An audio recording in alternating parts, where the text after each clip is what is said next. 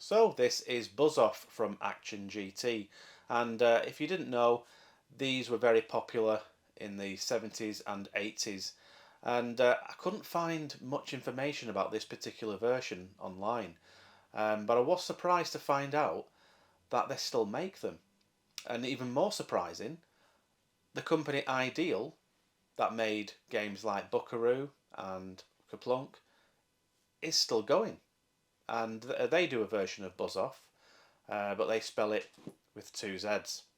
There's also a cheapo version that I noticed. I think it was Smith's Toys were selling it, and that's called something like "Don't Buzz the Wire." So basically, it's a length of wire in a weird shape, and you've got to move this hook around without touching the wire, otherwise it'll buzz. And as the box states, try your skill and concentration on this mind-bending buzzer test. And it says they're ages 5 to adult, and to show that, there's a child on the front, and on the side there's a woman playing it, presumably the boy's mother, and on the other side, possibly his granddad, I don't know, which just shows this game is suitable for all ages, over 5 that is. And on the bottom of the box, it's still got the original price, which is in really good condition considering its age, £4.50. And on the back of the box, you have the instructions and how to set up the game and how to put the battery in. And the battery, I've never seen a battery like this before. And I was surprised to find out they still make them, and I managed to get one on Amazon, and I'll show you the battery in a sec. So let's open it and take a look at the game itself. Now there's some more instructions here, and it's got the date on there, 1980, and again it tells you how to fit the battery and how to take care of the game. So this is the unit itself, and battery goes in there, and like I said, it's this weird square battery, and I'll show you at the end of the video. And this is the wand, and if you touch the wire with it, you get this awful buzzing sound. It's not even a buzz, it's more of a scream. And I do have to do some minor repairs because, take a look at this, it's got like a heat shrink tube on there, but the wire keeps coming out. So what I'm going to have to do is strip the wire to make the exposed wire longer, and take the existing heat shrink off. There's like a little wire that it attaches to, and then the heat shrink tube holds everything in place. So let's get my wire cutters and see what I can do with this.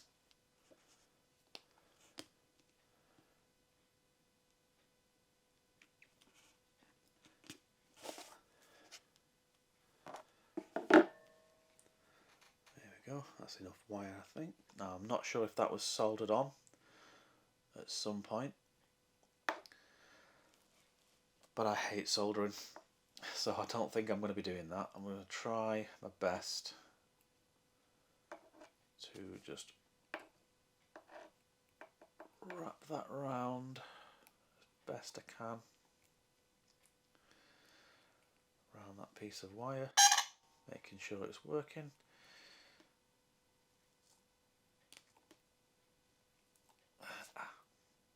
Not sure if that was an electric shock or I just stabbed myself with some wire. Yeah, so that's working now.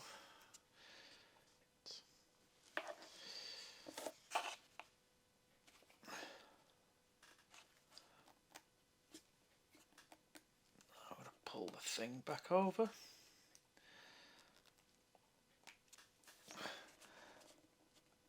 Right. Now, hopefully that won't come off, or at least it won't if I'm careful with it.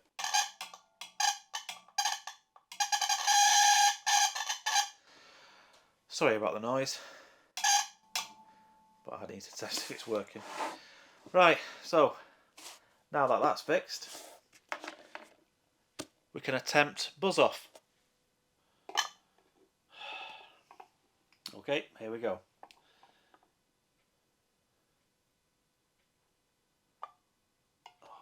False start. Let's try again.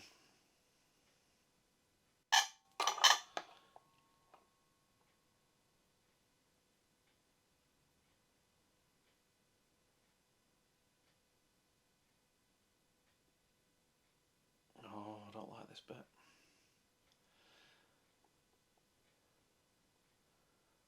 Right, we're at the halfway point.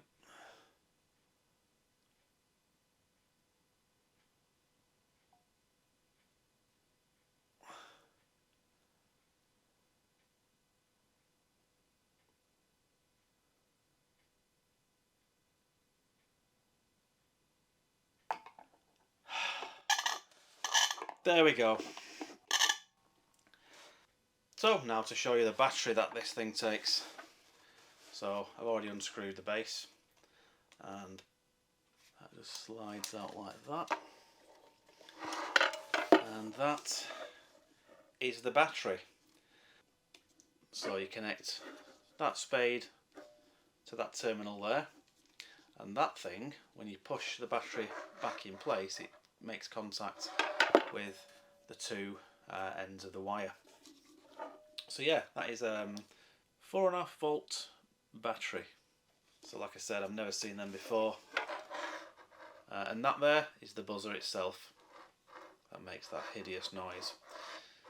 So that was Buzzz Offf, and I wasn't expecting to do a repair video until I was halfway through filming. But there you go. Anyway, thanks for watching, and I'll see you on the next one. Take care. Bye.